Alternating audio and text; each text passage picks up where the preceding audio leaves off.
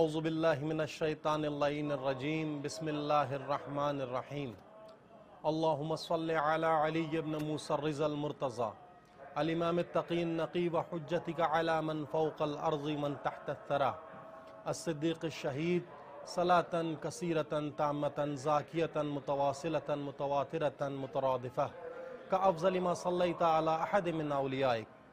حمد و ثنا، سپاس و ستائش اس خدائے وحدہ لا شریک کی کہ جس نے انسان کو عقل و خرد جیسی طاقت و توانائی سے نوازا اور اس میں افہام و تفہیم کی صلاحیت ودیت کر کے اسے تمام مخلوقات پر برتری عطا کی۔ درود و سلام ہو کاروان بشریت کے سربراہ پرچم داران فضیلت و عدالت پر، بالخصوص درود و سلام ہو شہزادی کونین، مادر حسنین، بنیان گزار کاخ شرافت و حریت جناب زہرا سلام اللہ علیہ کی ذات پر۔ درود و سلام ہو میرے مہربان امام، میرے رؤوف امام، امام علی ابن موسیٰ الرضا علیہ السلام کی ذات پر۔ درود و سلام ہو تمام شہدائے اسلام، بالخصوص شہدائے کربلا کہ جنہوں نے اپنا پاکیزہ لہو دے کر بنیاد اسلام کو مزید پختہ و مضبوط بنایا۔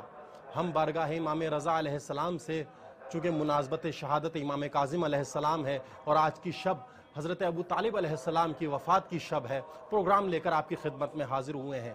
تمام چینلز جو ہمارے پروگرام کا حصہ ہیں اور وہ تمام ناظرین جو ہمارا پروگرام دیکھ رہے ہیں، بارگاہ امام رضا سے دعا گو ہیں آپ سب کے لیے، آپ سب کے اہل و عیال کے لیے، اور نائب الزیارہ ہیں۔ ہمارے ساتھ پروگرام میں اس وقت شامل ہیں دارالرحمہ سے بہترین قاری قرآن، کسی تعارف کے محتاج نہیں ہیں، اور حرم کی تلاوت کرنے والی شخصیت ہیں جناب سید سجاد اطہر موسوی صاحب۔ میں قبلہ سے گزارش کروں گا کہ آپ تمام دیکھنے والوں کی نیابت میں، آپ کے اہل و عیال کی نیابت میں، ہمارے اہل و عیال کی نیابت میں، جن جن لوگوں نے التماس دعا کا کہا ہے اور کمنٹ کرتے ہیں ہمارے پروگرام کے لیے، ان سب کی نیابت میں، اور جو ہمارا مسلسل پروگرام دیکھتے ہیں اور آنے والے وقتوں میں ہمارا پروگرام دیکھیں گے، ان سب کی نیابت میں مولا کی بارگاہ سے زیارت امین اللہ کی تلاوت فرمائیں۔ قبلہ سید سجاد اطہر موسوی صاحب۔ اعوذ باللہ من الشیطان الرجیم بسم اللہ الرحمن الرحیم۔ سلام تجھ پہ نور خدا امام رضا، چراغ چشم و دل مصطفیٰ امام رضا، سکون قلب علی و بطول اے مولا،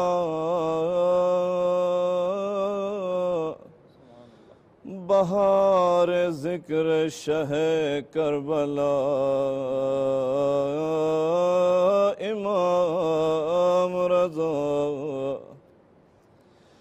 السلام علیک یا امین اللہ فی ارضہ وحجتہ علی عبادہ، السلام علیک یا مولائی یا سامن الحجج یا علی ابن موسیٰ الرضا، اشہد انک جاہدت فی اللہ حق جہادہ وعملت بکتابہ واتبعت سنن نبیہ صلی اللہ علیہ وآلہ حتی دعاک اللہ الی جوارہ فقبضک الیہ باختیارہ وألزم أعداءك الحجة مع ما لك من الحجج البالغة على جميع خلقه، اللهم فاجعل نفسي مطمئنة بقدرك راضية بقضائك مولعة بذكرك ودعائك محبة لصفوة أوليائك محبوبة في أرضك وسمائك صابرة على نزول بلائك شاكرة لفواضل نعمائك ذاكرة لصوابغ آلائك مشتاقة إلى فرحة لقائك متزودة التقوى ليوم جزائك مستنة بسنن أوليائك مفارقة لأخلاق أعدائك مشغولة عن الدنيا بحمدك وثنائك. اللهم إن قلوب المخبتين إليك والها وسبل الراغبين إليك شارعة وأعلام القاصدين إليك واضحة وأفئدة العارفين منك فازعة وأصوات الداعين إليك صاعدة وأبواب الإجابة لهم مفتحة ودعوة من ناجاك مستجابة وتوبة من أناب إليك مقبولة وعبرة من بكى من خوفك مرحوما والإغاثة لمن استغاث بك موجودا والإعانة لمن استعان بك مبذولا وعداتك لعبادك منجزا وزلل من استقالك مقالا وأعمال العاملين لديك محفوظة وأرزاقك إلى الخلائق من لدنك نازلا وعوائد المزيد إليهم واصلا وذنوب المستغفرين مغفورا وحوائج خلقك عندك مقضية وجوائز السائلين عندك موفرة وعوائد المزيد متواترة ومواعيد المستطعمين معدة ومناهل الذمائع مترعة. اللهم فاستجب دعائي واقبل ثنائي واجمع بيني وبين أوليائي بحق محمد وعلي وفاطمة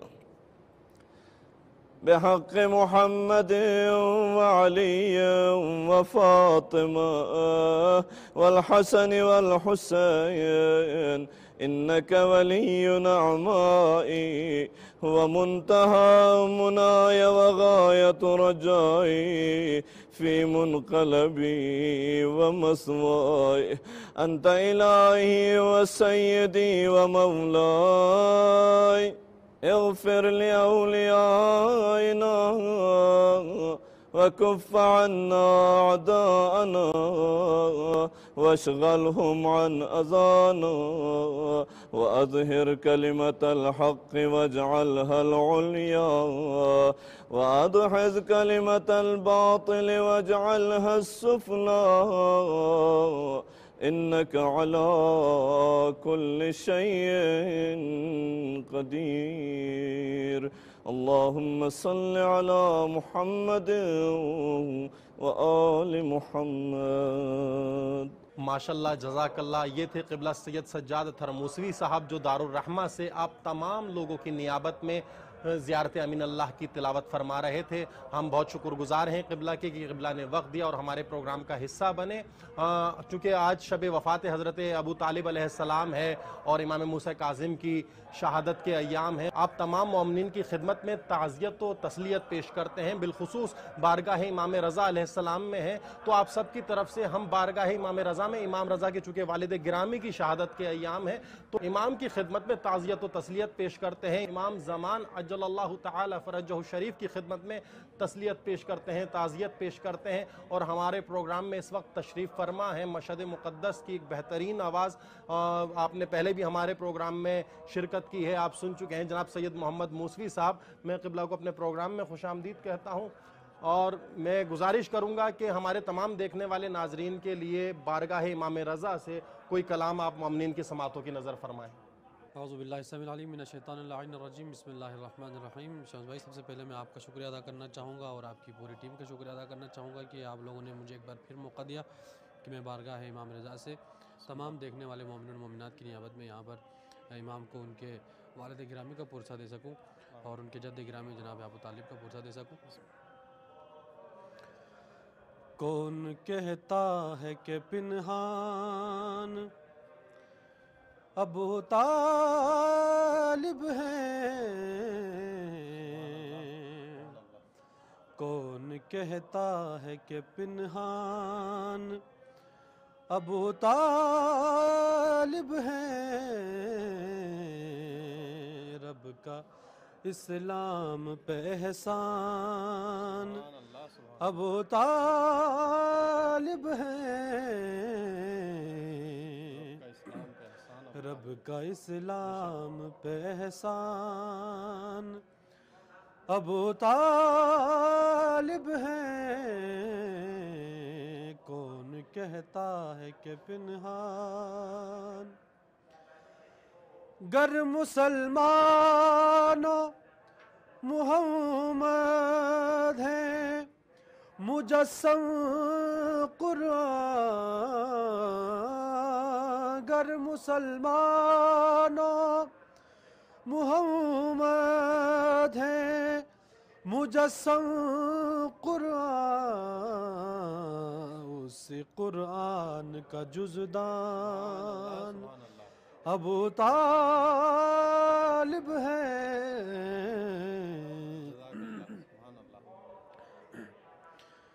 اسی قرآن کا جزدان ابو طالب ہیں، کون کہتا ہے کہ پنہان، اور جب پڑھا تھا نہ کسی نے بھی نبی کا کلمہ، جب پڑھا تھا نہ کسی نے بھی نبی کا کلمہ، باخدا تب سے مسلمان ابو طالب ہیں،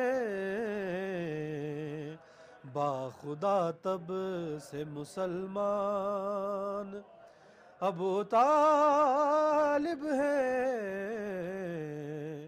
کون کہتا ہے کہ پنہان۔ وہ چند بھائی، جیسا کہ آپ کو معلوم ہے سوشل میڈیا کے اوپر اور بہت سارے ہمارے معاشرے کے اندر جناب ابو طالب کو لے کر بہت ساری باتیں کی جاتی ہیں، تو ان کے لیے ایک مشورہ میں دینا چاہوں گا، اگر آپ ابو طالب سے ہاتھ اٹھاتے ہیں، ابو طالب علیہ السلام کی ذات سے ہاتھ اٹھاتے ہیں، تو گویا آپ کو کل اسلام سے ہاتھ اٹھانا پڑے گا، اور جو آنے والے جو اشعار ہیں ان میں انشاءاللہ بیان بھی تقریباً وہی بیان کر رہے ہیں کہ مثلا جناب ابو طالب ہیں کیا، کون سی ایسی ہستی ہیں۔ جی بسم اللہ۔ اور کچھ مسلمانوں نے قرآن کو کہا ہے کافر، کچھ مسلمانوں نے قرآن کو کہا ہے کافر، ہے جو قرآن میں عمران ابو طالب ہے جو قرآن میں عمران ابو طالب ہیں، کون کہتا ہے کہ پنہان۔ اور مومنین محظوظ ہوں گے اس شعر سے، بہت ہی خوبصورت شعر، مومنین کی سماعتوں کی نظر، مومنات کی سماعتوں کی نظر کروں گا۔ اور مرتبہ صرف یہ پایا ہے ابو طالب نے، مرتبہ صرف یہ پایا ہے ابو طالب نے، کل ایمان کا ایمان ابو طالب ہے کل ایمان کا ایمان، ابو طالب ہے کون کہتا ہے کہ پنہان۔ اور مقطع مومن مومنات کی سماعتوں کی نظر۔ شمس پاتا ہوں میں ہے ساس پہ قرآن کا ثواب، شمس پاتا ہوں میں ہے ساس پہ قرآن کا ثواب، فکر و وجدان میں ہر آن ابو طالب ہے، فکر و وجدان میں ہر آن ابو طالب ہے، کون کہتا ہے کہ پنہان۔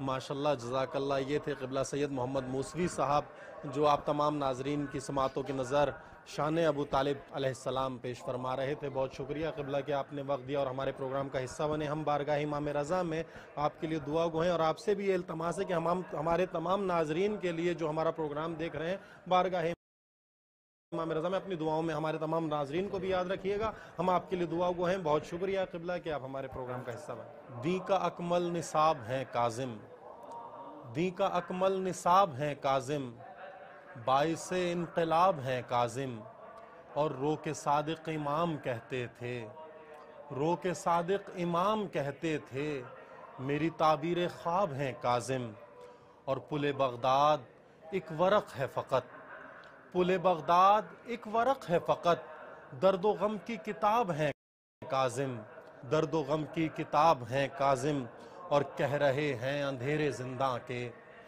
کہہ رہے ہیں اندھیرے زنداں کے، خود میں ایک آفتاب ہیں کاظم، خود میں ایک آفتاب ہیں کاظم، اور کربلا کی مہک ملے جس میں، کربلا کی مہک ملے جس میں، ایک ایسا گلاب ہیں کاظم، اور ظلم آزاد رہ کے ہار گیا، ظلم آزاد رہ کے ہار گیا، قید میں کامیاب ہیں کاظم، قید میں کامیاب ہیں کاظم، اور کعبہ درد کے لیے اے شمس، کعبہ درد کے لیے اے شمس، رب کا ایک انتخاب ہے کاظم، رب کا ایک انتخاب ہے کاظم۔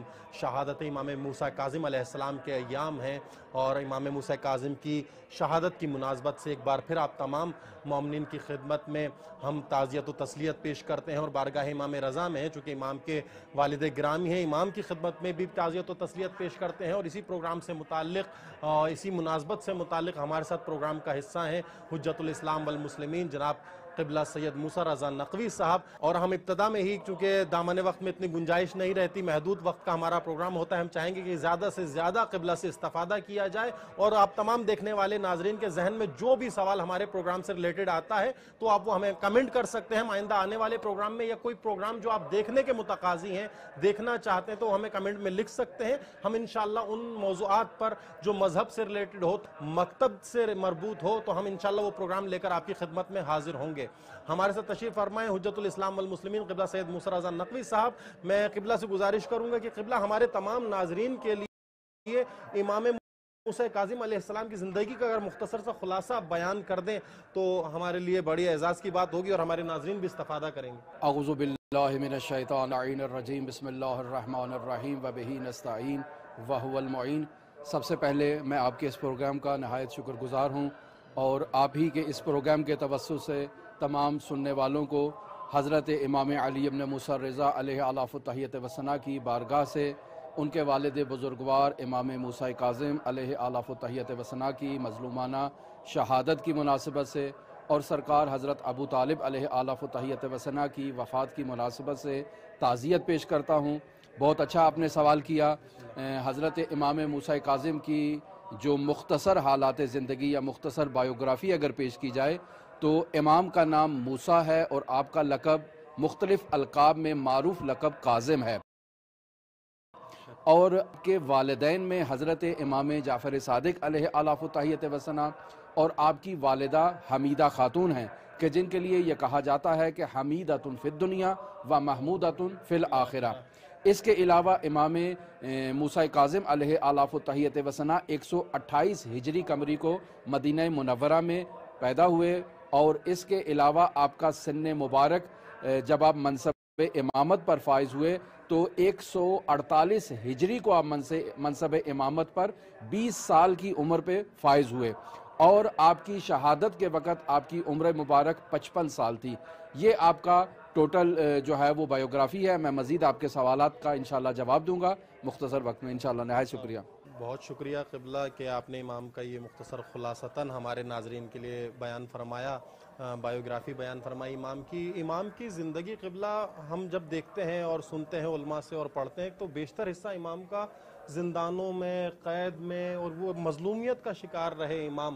عمر کا ایک کثیر حصہ جو ہے زندان میں امام کا گزرا۔ وہ کون سے حکمران تھے امام کے زمانے میں، یعنی کون میں چاہوں گا کہ ہمارے ناظرین کے لیے بیان ہو کہ ان کے زمانے میں کون کون سے خلیفہ تخت نشین تھے، اور سفاق خلیفہ تخت نشین تھے جو یعنی حجت اللہ کو نہ پہچانتے تھے، اسے اذیتوں میں مبتلا رکھتے تھے، وہ کون لوگ تھے؟ ان کے حوالے سے اگر ہمارے ناظرین کے لیے آپ کچھ بیان فرمائیں۔ بہت عمدہ آپ نے سوال کیا۔ حضرت امام موسیٰ کاظم علیہ آلاف التحیت و ثنا کی زندگی سے متعلق اکثر لوگوں کے ذہنوں میں یہی تصور پایا جاتا ہے کہ امام زندگی کا زیادہ عرصہ قید و بند میں رہے، جبکہ یہ قید و بند درست ہے کہ امام اپنی زندگی میں زیادہ مدت قید خانے میں رہے، لیکن ایسا نہیں ہے کہ پوری امامت کا دور ہی آپ نے قید خانوں میں گزارا ہو اور کوئی علمی یا سیاسی کوئی فعالیت انجام نہ دی ہو، ایسا ہرگز نہیں ہے۔ امام موسیٰ کاظم علیہ آلاف التحیت و ثنا کے زمانے میں 4 حکمران جو ظالم اور جابر تھے، جن کا تعارف کروانا نہایت ہی ضروری ہے تاکہ ان کے طرز تفکر سے ہمیں معلوم ہو کہ یہ کون سے افراد تھے۔ سب سے پہلے ہم دیکھتے ہیں کہ منصور دوانقی ہے، جس نے امام صادق آل محمد کو شہید کیا۔ امام جعفر صادق علیہ آلاف التحیت و ثنا کی زندگی میں ہی اس نے اپنے بیٹے محمد مہدی کی امام صادق سے بیعت کا مطالبہ کیا، اور اس عنوان سے بیعت کا مطالبہ کیا کہ یہ میرا بیٹا مہدی موعود ہے، آپ اس کی بیعت کریں۔ اور باقاعدہ اس نے اپنے اس فرزند کی بیعت لینے کے اور اس کے ظہور سے متعلق جو ہے وہ باقاعدہ پلاننگ کر رکھی تھی۔ امام جعفر صادق علیہ السلام نے اس بیعت سے انکار کیا، اور پھر جب امام کو شہید کیا گیا تو اس نے باقاعدہ منصور دوانقی نے یہ حکم دیا اپنے مدینہ کے گورنر محمد سلیمان کو کہ جو بھی صادق آل محمد کا وارث ہے اس کو فوراً قتل کر دیا جائے۔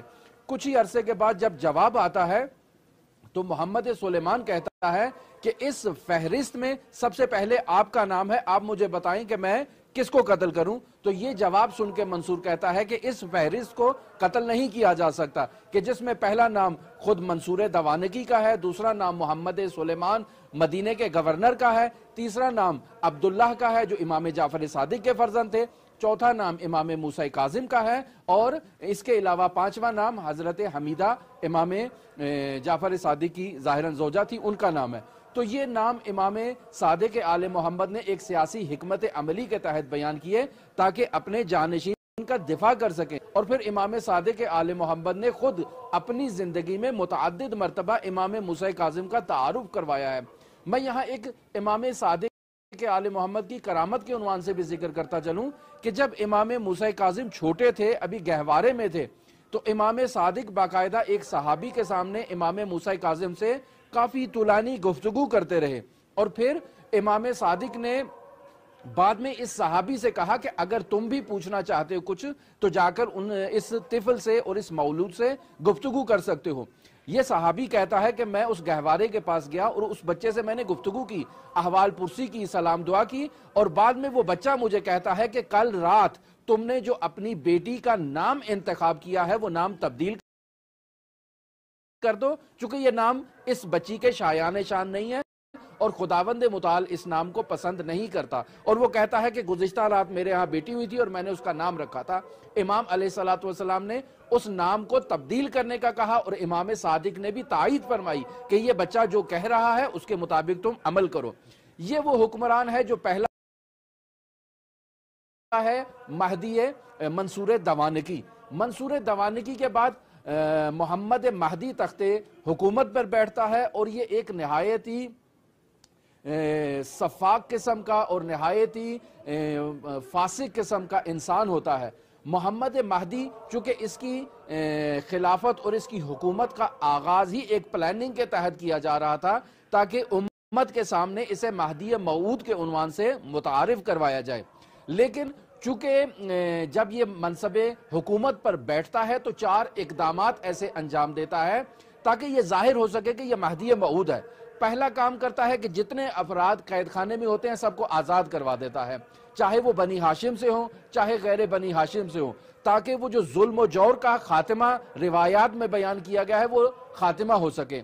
दूसरा ये काम करता है कि जितने शिकंजागाह तामीर किए जाते हैं उन तमाम को बंद कर देता है और कहता है कि आज के बाद किसी मजलूम के ऊपर जुल्म नहीं होगा। तीसरा काम करता है कि बैतुल माल के दरवाजे मुस्तहिकीन के लिए खोल देता है। और चौथा काम जो करता है वो ये है कि जितना इसके बाप ने मजलूमीन से माल लूटा था किसी भी उन्वान से, उसे एक मखसूस बैतुल माल में उसने जमा कर रखा था जिसमें बाकायदा अफराद के नाम, अफराद का सारा डेटा उसमें मौजूद था, ताकि जब ये महदी हुकूमत पर बैठे तो जाए उन अमवाल को उनके मालिकान तक लौटाए और वो कहें कि अदल व इंसाफ का बोलबाला हो गया है और जैसे दुनिया जुल्म और जौर से भरी हुई थी। तो ये गोया कि महदी मऊद है, लोगों के एतकादात से सुए इस्तिफादा करना चाहते थे।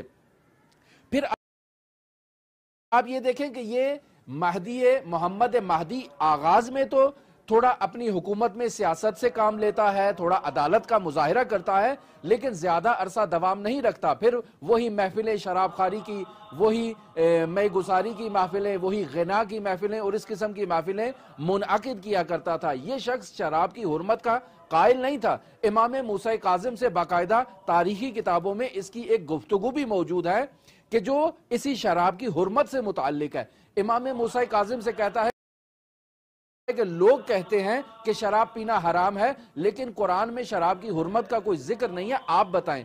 इमाम मूसा काज़िम 2 आयात से इस्तिफादा करते हुए इसे बताते हैं कि कुरान मजीद में वाज़े तौर पर शराब की हुर्मत का जिक्र मौजूद है।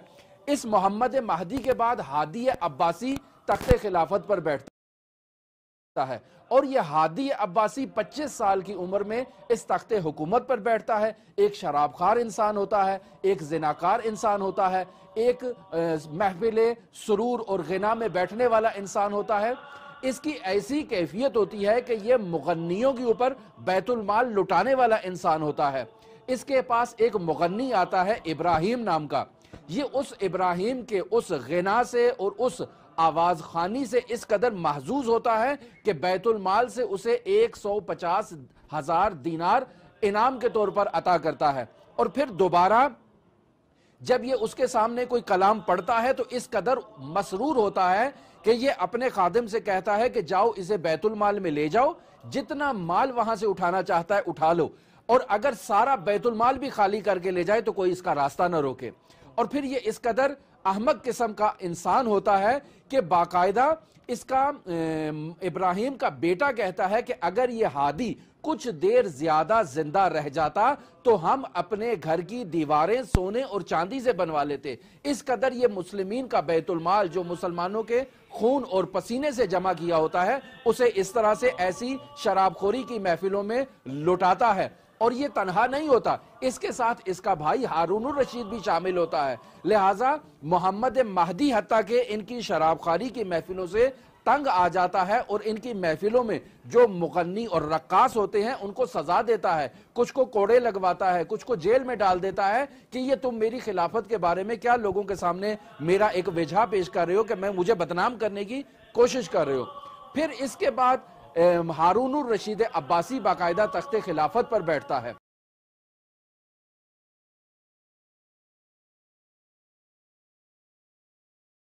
ये एक ऐसा इंसान होता है जो मुतजाद शख्सियत का मालिक होता है।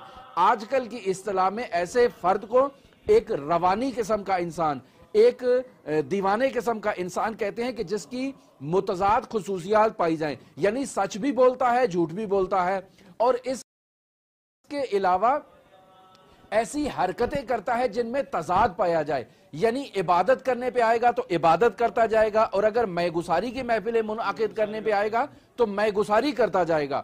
اور اس کی یہ کیفیت ہوتی ہے کہ اس کے پاس ایک شخص آتا ہے جس کا نام ہوتا ہے فضیل ایاز۔ یہ فضیل ایاز ہارون الرشید عباسی کو نصیحت کرتا ہے، تو آپ اس کی دیوانگی کا اندازہ لگائیں کہ جب وہ اس کو نصیحت کرتا ہے تو اس قدر گریا کرتا ہے کہ گریا کرتے کرتے غش کھا جاتا ہے، پھر ہوش میں آتا ہے اور اس فضیل سے کہتا ہے کہ دوبارہ مجھے نصیحت کرو۔ وہ اسے دوبارہ نصیحت کرتا ہے، پھر روتا ہے اور روتے روتے غش کھا جاتا ہے۔ یہ 3 یا 4 دفعہ اس طرح کا ماجرا ہوتا ہے۔ پھر بعد میں یہ اس فضیل کو، اس ایاز کو باقاعدہ 1000 دینار بیت المال سے اٹھا کے دیتا ہے کہ جہاں تمہارا دل چاہے تم اس کو مصرف کرو۔ لیکن تضاد یہاں دیکھیں کہ اس کے بعد پھر میں گزاری کی محفلیں منعقد کرتا ہے، پھر وہی اس کی صورتحال ہوتی ہے۔ بالکل کسی قسم کی اسلامی حکمران کی خصوصیات اس شخص میں نہیں پائی جاتی ہیں۔ اور آپ اس چیز سے اندازہ لگائیں کہ اس کے پاس 2000 کنیزیں تھی جسے اس نے خریدا ہوا تھا۔ ان 2000 کنیزوں میں 300 کنیزیں ایسی تھیں جو باقاعدہ مغنی تھیں اور رقاصہ تھیں، جو اس کے دربار میں باقاعدہ رقص کیا کرتی تھیں۔ جب دل چاہا بیت المال کے پیسے اٹھائے اور کنیز خرید لی، ایک رات اس کنیز سے استفادہ کیا، بعد میں کسی کو بخش دیا۔ ایسے قسم کے حکمرانوں سے امام موسیٰ کاظم علیہ السلام کا واسطہ تھا۔ اور اس کی ایک اور خصوصیت بھی تھی، یہ مکار قسم کا انسان تھا۔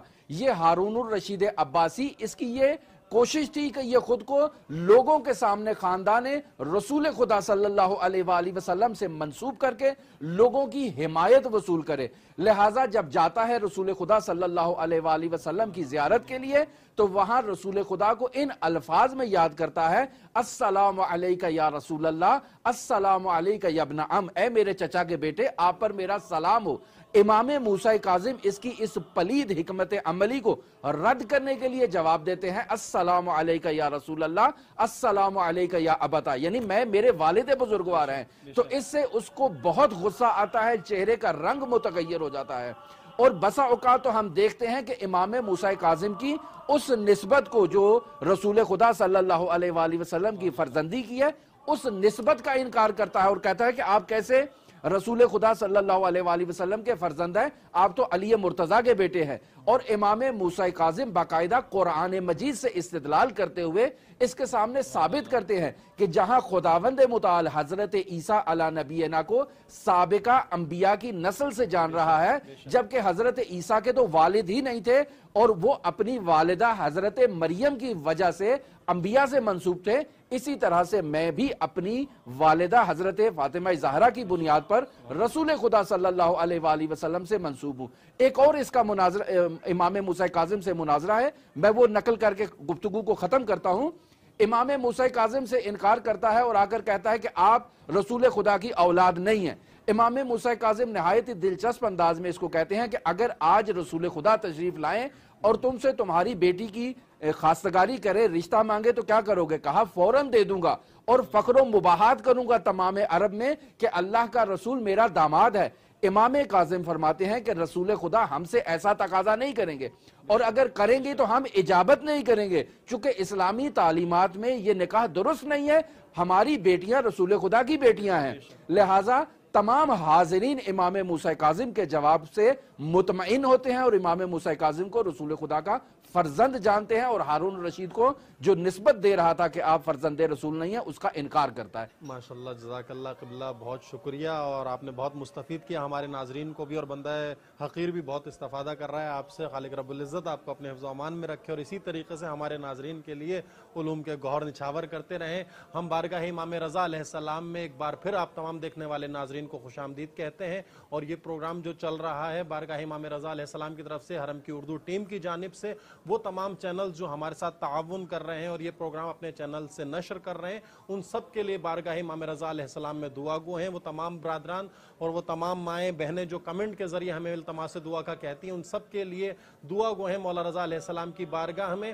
حرم امام رضا علیہ السلام کی اردو ٹیم کی جانب سے ایک کلپ ہے، ویڈیو کلپ قبلہ، جو حرم نے ہمارے اردو ناظرین جو دنیا بھر کے مختلف گوشہ و کنار میں ہیں ان کے لیے بنایا ہے، امام موسیٰ کاظم سے ریلیٹڈ ہے۔ امام کاظم سے ایک فقیر نے کچھ مکالمہ کیا ہے، کچھ گفتگو کی ہے، اس حوالے سے امام کا رویہ فقیر کے ساتھ کیسا رہا اور فقیر کا کیا تقاضا تھا، یہ حرم امام رضا علیہ السلام نے ایک ویڈیو کلپ بنائی ہے، ہم پیش کر رہے ہیں آپ تمام ناظرین کے لیے، وہ دیکھیں اور اس کے بعد ہم دوبارہ قبلہ کی طرف آتے ہیں۔ بسم اللہ الرحمن الرحیم۔ ایک فقیر امام موسیٰ کاظم علیہ السلام کی خدمت میں حاضر ہوا اور عرض کی، یا ابن رسول اللہ، میں تنگ دست ہوں، مجھے اس مشکل سے نجات دیجیے۔ اگر میرے پاس 100 درہم ہو تو تجارت کے ذریعے فقر و غربت سے نجات حاصل کر لوں۔ امام نے مسکراتے ہوئے فرمایا، میں تم سے ایک سوال پوچھوں گا، اگر صحیح جواب دیا تو تمہاری ضرورت سے 10 گنا زیادہ مدد کروں گا۔ فقیر نے عرض کی، یا ابن رسول اللہ، پوچھیے۔ امام نے فرمایا، اس دنیا میں تمہاری کیا آرزو ہے؟ فقیر نے کہا، میں اپنے دینی بھائیوں کے حقوق کی ادائیگی اور اسی طرح دین اور دینی بھائیوں کی حفاظت کی آرزو کروں گا۔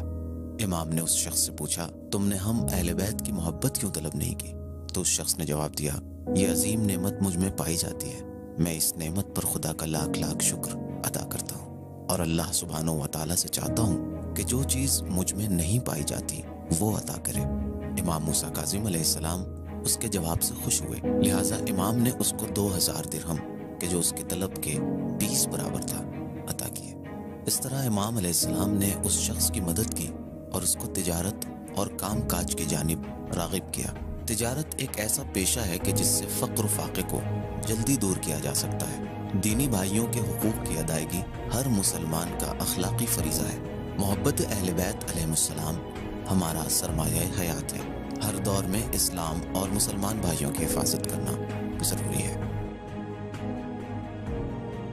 امید ہے آپ تمام ناظرین نے استفادہ کیا ہوگا اس ویڈیو کلپ سے، اور قبلہ تشریف فرما ہیں اور پروگرام کا وقت بھی اپنے اختتام کی جانب رواں دواں ہے۔ میں بہت جلدی میں قبلہ سے سوال کرتا ہوں کہ قبلہ، شہید فخ یہ ایک اصطلاح ہے جو ہمارے ہاں استعمال ہوتی ہے، اور جو نہیں جانتے ہمارے ناظرین، میں چاہوں گا کہ آپ اس حوالے سے یہ شہید فخ کا مطلب کیا ہے اور یہ کون تھے اور کیا حالات پیدا ہوئے، کیا وجوہات تھیں اور کیوں شہید ہوئے، اسباب کیا تھے، یہ ہمارے ناظرین کے لیے اگر جاتے جاتے آپ بیان کرتے چلیں۔ بہت عمدہ سوال کیا آپ نے شہید فخ کے عنوان سے۔ تاریخ اسلام میں واقعہ کربلا کے بعد اہل بیت علیہ السلام کے لیے تلخ ترین واقعہ یہی واقعہ فخ ہے کہ جس میں خاندان حضرت امام حسن مجتبیٰ کے سلسلے سے تعلق رکھنے والے حسین بن علی بن حسن بن حسن بن علی بن علی ابن ابی طالب، ان کو شہید کیا جاتا ہے۔ میں اس کے متعلق آپ کے سوال کا جواب دینے سے پہلے متعلق بتاتا ہوں کہ ہادی عباسی کے دور میں یہ ماجرا رونما ہوتا ہے۔ ماجرا کچھ اس طرح سے ہوتا ہے کہ مدینے کا گورنر حکمران کی خوشنودی کی خاطر، حکمران کے آگے خود کو اچھا ثابت کرنے کی خاطر خاندان محمد و آل محمد پر ظلم و ستم روا رکھتا ہے۔ یہ اس طرح سے کرتا ہے کہ پہلے تو ان کا بیت المال سے جو اخراجات ہوتے ہیں ان کو منقطع کر دیتا ہے، پھر اس کے علاوہ ان پر یہ پابندی عائد کرتا ہے کہ ہر روز وہ دارالامارہ میں آئیں گے اور باقاعدہ آ کر اپنی حاضری لگوائیں گے، اور اگر کوئی شخص نہیں آتا تو اس کو کسی دوسرے کا ضامن بنایا جاتا ہے کہ اگر وہ نہیں آئے گا تو اس کے ضامن کو سزا دی جائے گی۔ ماجرا کچھ اسی طرح سے ہوتا ہے کہ یہ حسین بن علی اور ان کے ساتھ ایک اور خاندان بنی ہاشم کی بزرگ شخصیت بالآخر یہ جب جاتے ہیں تو یہ کسی کے ضامن ہوتے ہیں، جس کے یہ ضامن ہوتے ہیں وہ کسی مجبوری کے تحت نہیں پہنچ پاتا، تو نتیجہ یہ نکلتا ہے کہ گورنر مدینہ جو ہے وہ ان کو تنبیہ کرتا ہے، ان کو سزا دیتا ہے۔ اور ہادی عباسی کی فسق و فجور سے متعلق ان لوگوں نے پہلے سے یہ پلان کیا ہوتا ہے کہ ہم مکہ میں جائیں گے حج کے ایام میں اور وہاں امت اسلامی کو باقاعدہ آگاہ کریں گے کہ ایسے فاسق انسان کا مسلمانوں کے اوپر حکومت کرنا جواز نہیں رکھتا ہے۔ لیکن جب یہ ماجرا پیش آتا ہے تو یہ حسین بن علی حسن بن علی باقاعدہ مدینے میں اعلان کرتے ہیں کہ ہم جو ہیں وہ اس ظالم حکمران کے خلاف قیام کرنا چاہتے ہیں۔ ایسے میں تمام مدینے والے ان کو سپورٹ کرتے ہیں اور فوراً لشکر تیار ہو جاتا ہے۔ امام موسیٰ کاظم انہیں ان کے قیام سے متعلق آگاہ کرتے ہیں کہ آپ اگر قیام کریں گے تو شہید کر دیے جائیں گے، لیکن یہ جان لیں کہ خداوند متعال آپ کے ساتھ ہے۔ اور ہوتا بھی ایسے ہی ہے، جیسے ہی یہ کاروان حرکت کرتا ہے مکہ کی طرف جانے کے لیے تاکہ مسلمین کو اس فاسق حکمران کے فسق سے متعلق آگاہ کرے، فوراً ہادی عباسی اپنا لشکر بھیجتا ہے اور انہیں فخ نامی مقام کے اوپر تمام لشکر کو وہاں پر شہید کر دیا جاتا ہے اور ان کے جنازوں کو دفن کرنے کی اجازت نہیں دی جاتی ہے. تمام شہداء کے سر تن سے جدا کر دیے جاتے ہیں اور ہادی عباسی کے لیے بطور انعام اور تحفے بھیجے جاتے ہیں تاکہ وہ خوش ہو جائے.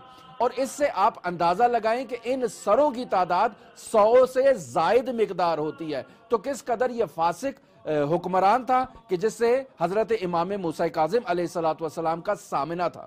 ماشاءاللہ، جزاک اللہ قبلہ، اور بہت بہترین آپ نے بیان کیا. امید ہے ہمارے تمام ناظرین نے بھی استفادہ کیا ہوگا. یعنی اتنا تلخ واقعہ کربلا کے بعد اتنا بڑا واقعہ رونما ہونا، یعنی 100 سے زیادہ تعداد میں بنی ہاشم خاندان کے لوگوں کا سر قلم ہونا، تن سے جدا ہونا، یعنی کربلا کا تسلسل رہا ہے، کربلا جاری و ساری رہی ہے. یعنی یوں کہہ لیجئے، 4 مصرے پیش کرتا ہوں آپ تمام ناظرین کے لیے کہ خدا بھی ناز کرے ایسی بندگی ہوگی، خدا بھی ناز کرے ایسی بندگی ہوگی، بدن کی قید سے آزاد زندگی ہوگی. یہ دشت کرب و بلا ہے سو اس کا ہے دستور، یہ دشت کرب و بلا ہے سو اس کا ہے دستور. یہاں چراغ بجھیں گے تو روشنی ہوگی، یہاں چراغ بجھیں گے تو روشنی ہوگی. اور یہ شہید فخر یعنی 100 چراغ بنی ہاشم خاندان کے دوبارہ بجھا دیے گئے، اور اسی کی روشنی ہے اور اسی لہو کی روشنی ہے کہ اسلام یہاں تک پہنچا، اور ان کے وسیلے سے ہم تک پہنچا. کربلا کے شہداء کے وسیلے سے، ان تمام شہداء کے وسیلے سے، اور آج کے زمانے میں جو شہید ہو رہے ہیں لوگ امت مسلمہ میں، ان سب کے واقعاً لہو کی مرہون منت یہ صدقہ ہے، یہ دین صدقہ ہے حسین ابن علی کے خون کا اور ان کے چاہنے والوں کا جو ہم تک پہنچا ہے. میں جاتے جاتے بہت شکریہ ادا کروں گا دل سے قبلہ کا کہ قبلہ بہت شکریہ، آپ ہمارے پروگرام کا حصہ بنے. امید ہے ہمارے تمام ناظرین نے بھی استفادہ کیا ہوگا. میں بھی آپ کا نہایت شکر گزار ہوں کہ آپ نے ہمیں وقت دیا اور حضرت امام رضا علیہ السلام کے جوار میں ان کے والد بزرگوار کی مناسبت سے ہم نے کچھ کلمات ناظرین کے سامنے پیش کی ہے. امید ہے ان کے لیے فائدہ اس کا ہوا ہوگا، اور ہماری دعا ہے کہ خداوند متعال حضرت امام رضا علیہ آلاف و تحیت و ثنا کے جوار سے آپ تمام مؤمنین کو اور ہمیں درست انداز میں استفادہ کرنے کی توفیق عطا فرمائے. امام زمان کے ظہور میں تعجیل فرمائے. حضرت امام زمان کو ہم سے راضی و خوشنود فرمائے. ہمیں حضرت کے آوان و انصار میں سے شمار فرمائے. نہایت شکریہ ادا کرتا ہوں آپ کا، آپ کی ٹیم کا اور تمام مومنین کا جنہوں نے وقت نکالا اور ہماری اس گفتگو کو سنا. یہ تھے حجت الاسلام والمسلمین قبلہ سید موسیٰ رضا نقوی صاحب جو آپ تمام ناظرین سے مخاطب تھے.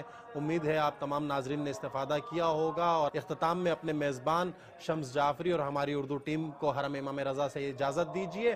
ہم انشاءاللہ آئندہ ہفتے دوبارہ یہ پروگرام لے کر آپ کی خدمت میں حاضر ہوں گے، اور جاتے جاتے اب تمام ناظرین کی نیابت میں صلوات خاصہ امام رضا پروگرام کے اختتام پر نشر کیا جا رہا ہے، اسے دیکھنا